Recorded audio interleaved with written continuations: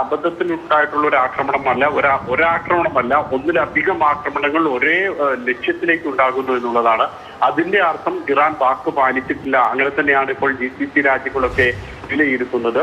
അബദ്ധത്തിൽ ആക്രമണം നടക്കുകയില്ല. ഒന്നിലധികം മിസൈലുകൾ അല്ലെങ്കിൽ ഡ്രോണുകൾ ഒരേ സ്ഥലത്തേക്ക് ആക്രമണം നടത്തിയും ഇറാൻ ഇപ്പോൾ ചെയ്തിട്ടുള്ളത്. അതുകൊണ്ട് തന്നെ ഇറാൻ വാക്കുകൾ പാലിക്കുന്നില്ല എന്ന് GCC രാജ്യങ്ങളൊക്കെ തന്നെ വിലയിരുത്തുന്നു. UAE വിദേശകാര്യമന്ത്രി തങ്ങളുടെ സഹോദര രാജ്യങ്ങളുമായി അർദ്ധരാത്രിയിൽ തന്നെ ഫോണിൽ സംസാരിക്കുകയും ചെയ്തിരുന്നു. സൗദി അറേബ്യ അല്ലെങ്കിൽ ഖത്തർ, ബഹ്റൈൻ അടക്കമുള്ള രാജ്യങ്ങളുമൊക്കെ ആയി തന്നെ UAE വിദേശകാര്യമന്ത്രി ടെലിഫോണിൽ സംസാരിക്കുകയും ചെയ്തു. ആ പൂർണ്ണ പിന്തുണ ആ രാജ്യങ്ങളൊക്കെ തന്നെ UAEക്ക് നൽകുന്നുമുണ്ട്. അത്തരത്തിലുള്ള ഒരു ചർച്ചകളൊക്കെ അർദ്ധരാത്രിയിലും തുടരുകയാണ്. പ്രാദേശികമായും അന്തർദേശീയവുമായിട്ടുള്ള സുരക്ഷ ദുർബലപ്പെടുത്തുന്ന വിധത്തിലുള്ള നടപടികളാണ് ഇറാന്റെ ഭാഗത്തു നിന്നും ഉണ്ടായിട്ടുള്ളത്. ആഗോള സുരക്ഷയ്ക്കും സാമ്പത്തിക സ്ഥിരതയ്ക്കും ഭീഷണിയായിട്ടുള്ള നടപടിയാണ് ഇറാന്റെ ഭാഗത്തു നിന്നും ഉണ്ടായിട്ടുള്ളത്. അത് തുടർച്ചയായിട്ട് അങ്ങനെ തന്നെ ഇറാൻ ചെയ്യുന്നു എന്നുള്ളൊരു വിലയിരുത്തൽ UAE ഭാഗത്തു നിന്നും ഉണ്ടാകുന്നുണ്ട്.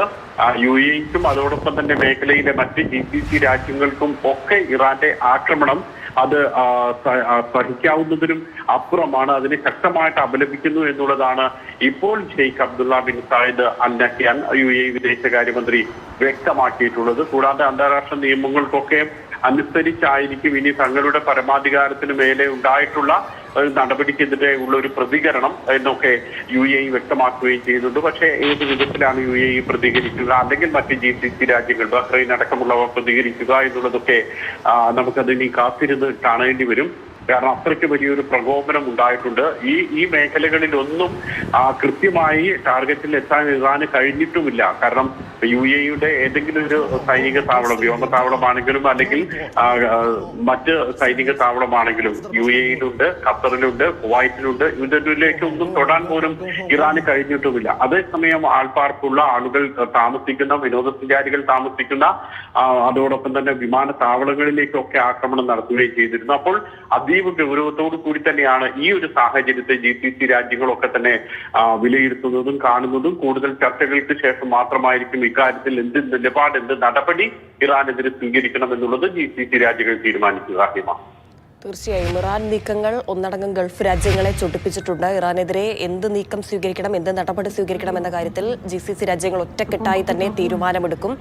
വലിയ രീതിയിൽ ആശങ്കയിലാണ് ഗൾഫിലുള്ള ഓരോ മനുഷ്യരും. ഗൾഫ് രാജ്യങ്ങൾക്ക് മേലുള്ള ആ ഒരു ആക്രമണം എന്ന് പറയുന്നത്, അവിടുത്തെ പൗരന്മാർക്ക് മേലുള്ള ആക്രമണം എന്ന് പറയുന്നത് തങ്ങൾക്കെതിരായ ഒരു ആക്രമണമായി തന്നെ കണക്കിലെടുത്ത് വലിയ രീതിയിൽ പ്രത്യാക്രമണം നടത്താൻ ഗൾഫ് രാജ്യങ്ങൾ കൂടി ഒരുങ്ങിക്കഴിഞ്ഞാൽ പശ്ചിമേഷ്യയിലെ സാഹചര്യം കൂടുതൽ അശാന്തമായിരിക്കുമെന്ന കാര്യത്തിൽ സംശയമില്ല. പക്ഷേ കൂടുതൽ സമാധാനപരമായ നീക്കങ്ങളിലേക്കാണ് GCC രാജ്യങ്ങൾ അടക്കം കടക്കുന്നത് എന്ന് വേണം നമ്മൾ മനസ്സിലാക്കാൻ.